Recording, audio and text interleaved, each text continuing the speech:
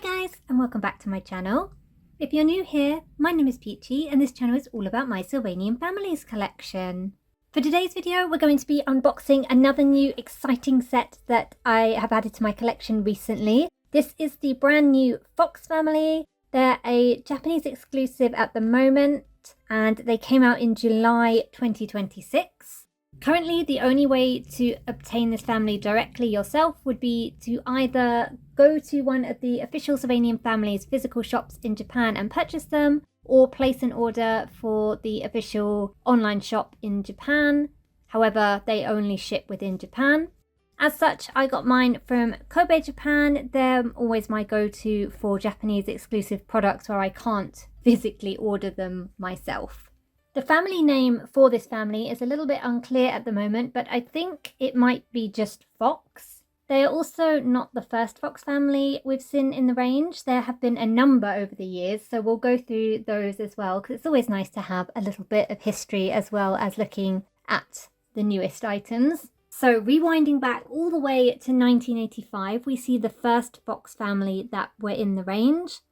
These were called the Slidell Foxes, I think, here in the UK. Here they are in Japan. I don't actually have these in my collection, so we'll just have to make do with this picture. But I remember them featuring in the stop motion animation that came out here in the UK. So that's the original Fox family. You can see they don't have very many markings. They're a solid colour. They do have nice fluffy tails though. Then coming a little bit forward to around about 1995, we see this lovely Fox family appear in the Tomy range here in the UK. These are the Reynard Foxes. They probably look maybe the closest to these foxes, except obviously they've got these lovely markings on their faces. Black on the ears and these very lovely big bushy tails. I couldn't find these in the 40th anniversary collection book, which leads me to believe they maybe didn't get an official release in Japan. They look very much like foxes we get here in England, so I could believe that they were maybe developed for the English range and then we got them here, but not necessarily in Japan. We'll do a side-by-side comparison later. Then skipping forward again to 2002, we see this lovely family here. I believe they were the Honey Fox family in Japan maybe, but here I think they were called the Slidells again, so nice and confusing. These also look pretty close to these foxes, except they don't have the coloration on the ears. They're a lighter colour with their muzzles and markings. They've got lighter colours on the tips of their ears.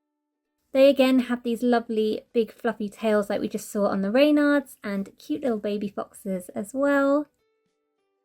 I like the clothes on these ones, but again, I don't have these in my collection, so we'll just have to make do with this picture.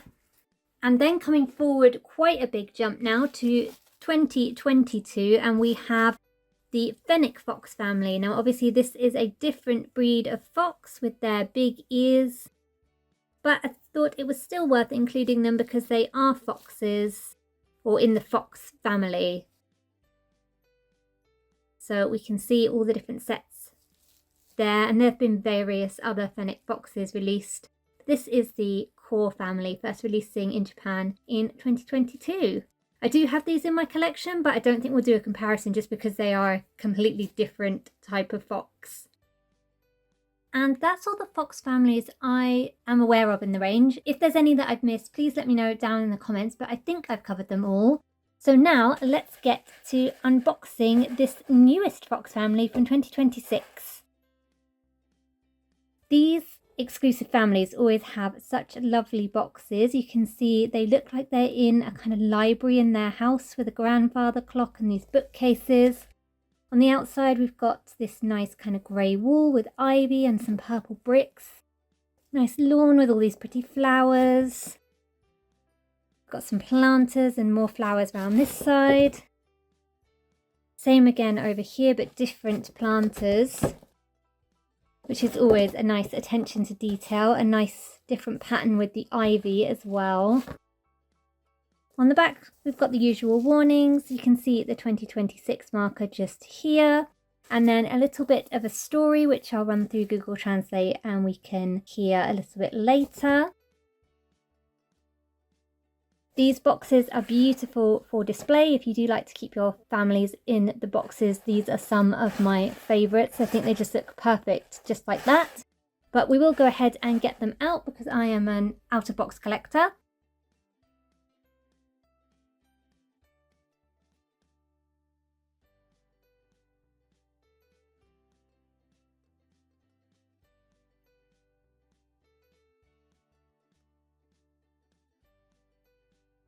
So first up here we have the father. This is Charles, and if the surname is Fox, then Charles Fox.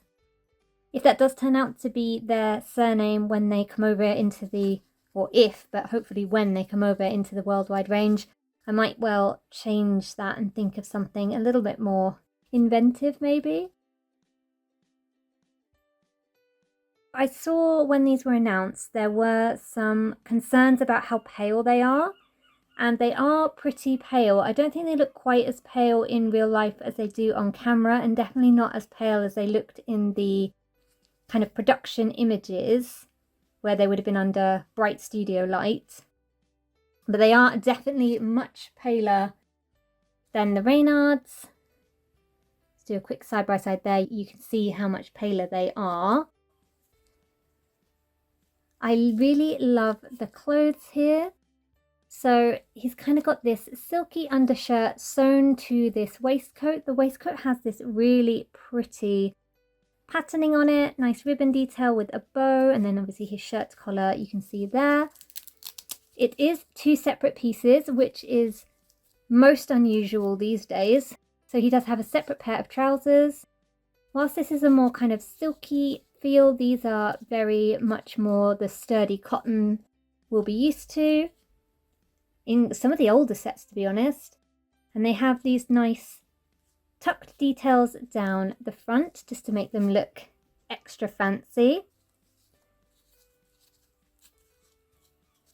So that's the dad.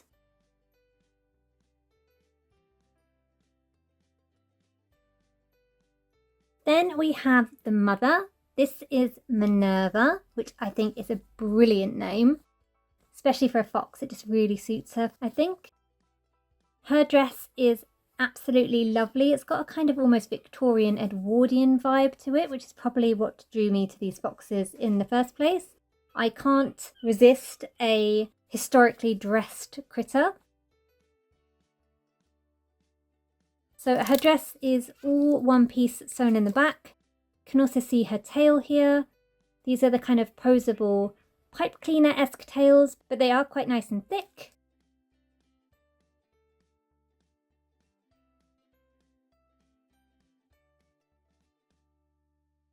Her dress has a few different layers and fabric on it. So she's got a collar and then cotton layer here with a pattern which is the same as her husband's, just on different fabric. She then has this lace layer, which is a nice, pretty, delicate lace, and then a stiff cotton underlayer, which is the same as the collar, sewn into these lovely tiers. The quality of this fabric feels really nice, much nicer than some of the other recent mainline releases. Her ears are a little rougher than the rest of her. She is very soft, but the ears are painted over the flock, so they are a little rougher, but they don't feel as rough as some, but definitely rougher texture than the lovely soft flocking in the paler colours.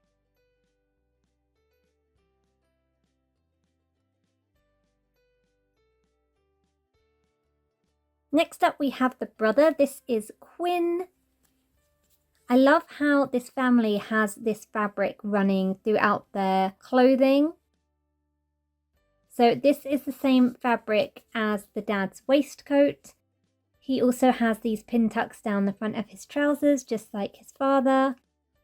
Brown waistband, and then a silky shirt with a kind of lacy detailing on the collar, and then this lovely bright blue bow. His outfit is all one piece, and the siblings have these little tails as well, shorter and smaller than the mum and dad's. This family all have the same markings, so there's no differentiation in fur colour or markings like we have seen in some recent families.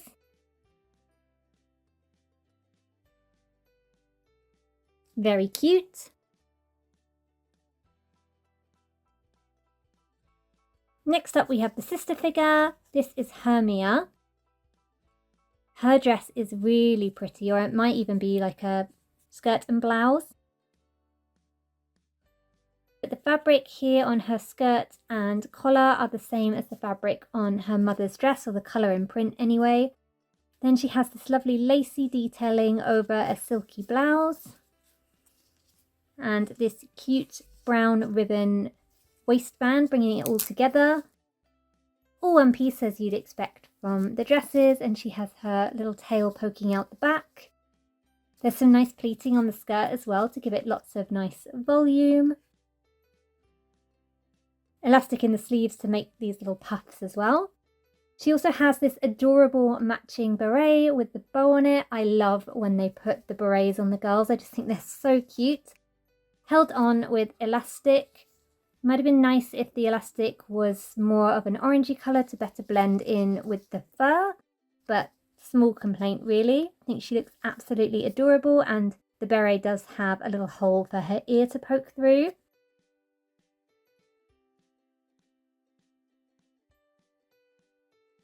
Now on to the smallest members of the family. This is the standing baby fully posable mould, and this is Tom. He has a tiny version of his brother's outfit, which is so cute. Obviously it's not quite as detailed because it's on the baby size, but considering the scale, I think they've done a pretty good job of replicating it. It's all one piece and attaches with Velcro in the back here.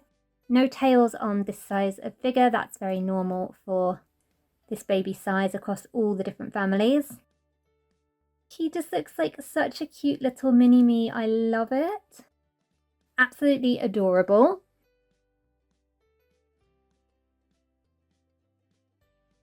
And last but by no means least, we have standing baby girl. This is Jada. She has a dress that is similar to her sister's, but not a mini-me copy like the brothers. It does have the fabric with the print on it, and then this lovely lace trim around the bottom, and then a different lace trim around the waist. I just pull that down, you can see it's got some more depth to it there. It's quite a wide piece of lace for this size, and then this lovely big mauvey purple bow. Again, does that with Velcro at the back. Hers might be a bit easier to undo so you can see no tail. Same markings on the ears as the older siblings, and again fully posable baby mould. That's the whole family. Just want to show you the inside of the box now that they're out of it. There's this lovely wallpaper, this wooden panelling. I love the window out to the garden. And then all these kind of decorations that make it look like a room in their house. Really pretty detailing on the box. Now for this story on the back of the box, as I promised, I've run it through Google Translate, and it's roughly something along these lines. Charles, the father of the Fox family, loves to read and has a magnificent study, which I'm guessing is what is maybe depicted here in the box. I used to love reading books in coffee shops, he would tell his children. I love books just as much as you do, Dad. Me too, Hermia and Quinn would say. They're also book lovers, just like their father, and they're always holed up in his study engrossed in reading. Sometimes the babies, Tom and Jada, will wonder where on earth their siblings have gone. On this particular occasion, they think they must be in the study and peek inside, and there they find Hermia and Quinn napping peacefully, surrounded by books. I think that's a very sweet story. I love that they're really into books. Let's just do a very quick side-by-side of the Reynards and the new Fox family. So you can see this newer edition have slightly bigger ears. The face profile is quite similar. Not exactly the same, but definitely similar with that long muzzle. Their tails are not dissimilar, but these are Tomy era ones, so they have these really big bushy tails. They're not posable though, they're just floppy, but I absolutely love these tails. I think they are perfect for foxes. These are a nice kind of modern substitute, as these can be quite fragile. Obviously these have the gripping hands versus the flat hands, but that's a differentiation we see anyway.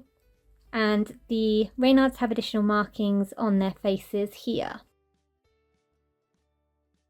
The way the ears are marked is different as well. These kind of go around the ears, whereas these are the tips of the ears. So I guess these are actually closer to the honey fox family in terms of the way the markings look.